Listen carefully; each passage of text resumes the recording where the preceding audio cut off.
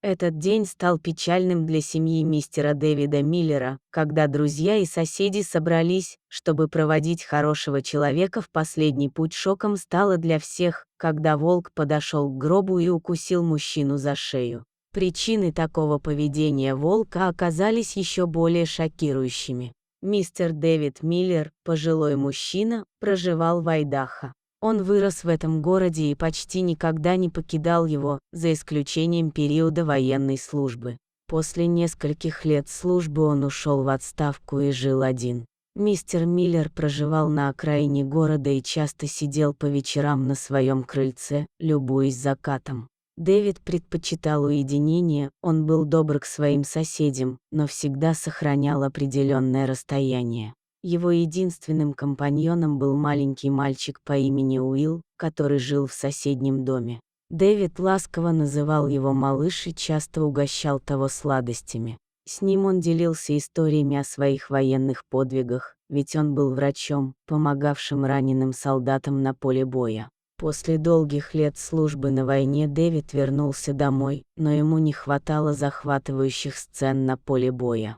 Так старик вел тихую жизнь с простыми привычками. Каждое утро он вставал на прогулку, наслаждаясь свежим воздухом, а затем наслаждался чашкой утреннего чая перед тем, как провести день, погруженный в чтение на своем крыльце. Иногда он выходил, чтобы пообщаться с соседями, а иногда просто сидел, наблюдая, как медленно течет время. Люди знали его как тихого человека и редко беспокоили его. Наша история начинается с распространившихся по городу слухов. Некоторые утверждали, что в лесу поблизости бродят волки. Дэвид тоже слышал эти истории и решил держаться подальше от леса. Он не испытывал страха, но предпочитал не вступать в конфликт с волками или браконьерами. Он знал, что слишком слаб, чтобы убежать, если что-то случится, поэтому не хотел рисковать. Он сидел на своем крыльце, испытывая глубокое удовлетворение.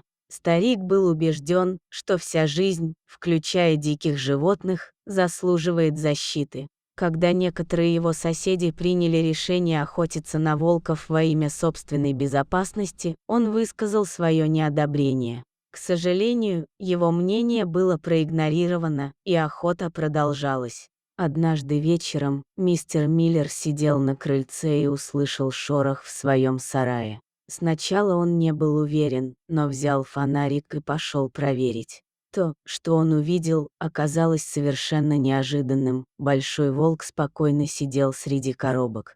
Страх вначале овладел им, но затем старик понял, что волк не представлял угрозы. Позже он увидел огнестрельное ранение на ноге, из которой текла кровь. Дэвид взглянул на волка и понял, что животное было слишком слабое, чтобы двигаться, не говоря уже о том, чтобы прыгнуть и напасть на него. Он не мог позволить ему умереть таким образом. Когда Дэвид собирался подойти к зверю, услышал шум, кто-то стучал в дверь. Волк зарычал, и Дэвид попросил его быть тихим. Старик вышел из сарая, закрыв за собой дверь.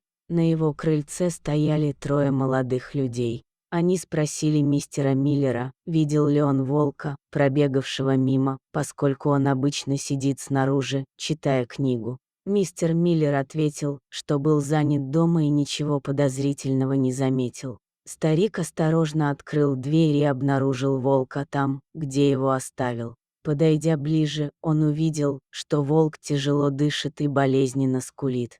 Казалось, он понимал, что человек хочет помочь ему. Бывший доктор осмотрел его ногу, извлек пулю и перевязал рану чистым бинтом. В последующие несколько дней он кормил волка в сарае и обрабатывал рану.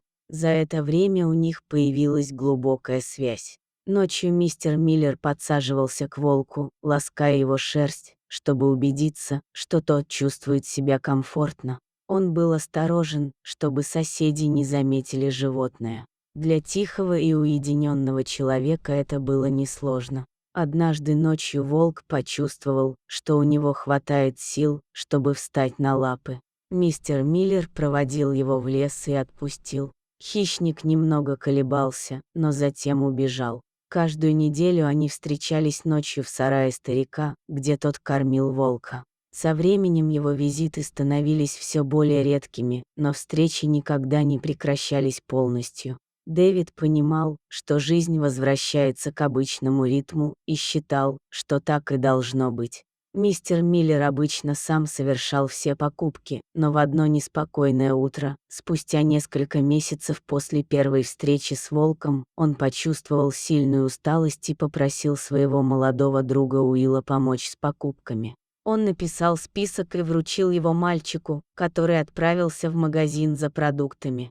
Тот был рад помочь другу и обещал все купить. Вернувшись, мальчик увидел, что старик лежит на полу, и он вызвал скорую помощь. К сожалению, мужчина больше не дышал. Его доставили в местную больницу, где он был признан мертвым. Весь город был опечален известием о смерти старика Дэвида.